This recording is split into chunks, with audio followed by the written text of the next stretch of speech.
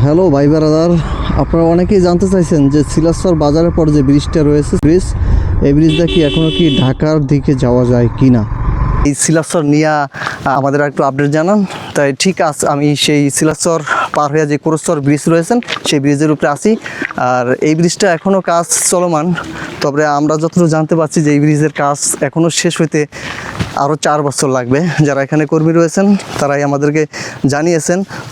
মূলত আজকের ভিডিও করার উদ্দেশ্য, যারা মাদারীপুর থেকে আগে সিলাসর হয়ে ঢাকা মাওয়ার রাস্তায় যাইতেন, তো তাদের উদ্দেশ্য করেই আপনারা এখন এই রাস্তা এখনও সঠিকভাবে আর পেতে হলে আরও 4-4টা বছর অপেক্ষা করতে হবে, তারপর আপনারা সঠিকভাবে পাবেন। এছাড়া এখনও যারা এই রাস্তা দিয়ে যাতায়াত করতে চান তাদের জন্য রয়েছে হাতের বাম সাইডে যে ট্যাংরামারির রাস্তা, ওই রাস্তা দিয়ে যাইতে পারেন। তবে আমরা বেশিরভাগ মানুষ যারা মাদারীপুর সদর থেকে যাতায়াত করি, এই রাস্তাটা গেলে দেখা গেছে যে কি একটু 20-25 মিনিট সাশ্রয় হয় শিবচর থেকে।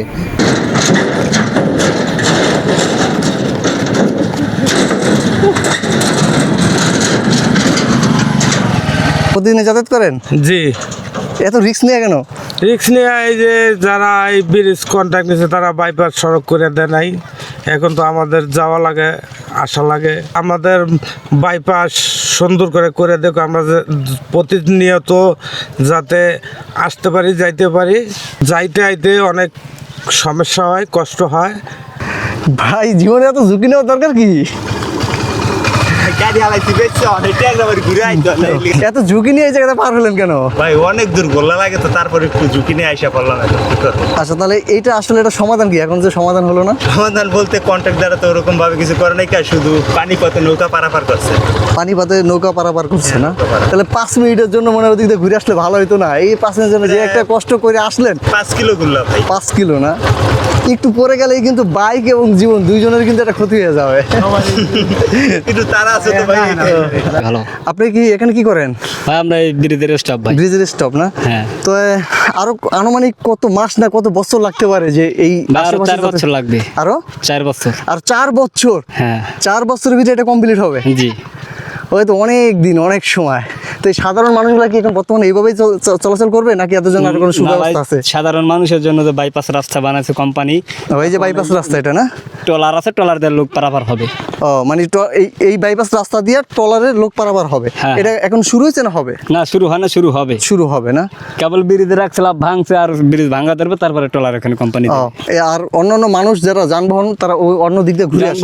যারা আছে ওই যে চৌদ্দিরহাট ঘুরে আসে। চৌদ্দিরহাট ঘুরে আসে না? জি। আর 4-4টা বছর অপেক্ষা করতে হবে সাধারণ মানুষের। জি ভাই। ঠিক আছে ভাই, ধন্যবাদ। তবে এই রাস্তাটা কতটা গুরুত্বপূর্ণ এটা আপনারা জানেন। এই অত্র এলাকার মানুষ এই জায়গাটা যাতায়াত করেন। এখানে বেশ কয়েকটা ইউনিয়ন রয়েছেন, বেশ কয়েকটা গ্রাম রয়েছেন, সকলের কিন্তু এই বাজার প্রাণকেন্দ্র এই রাস্তাটি।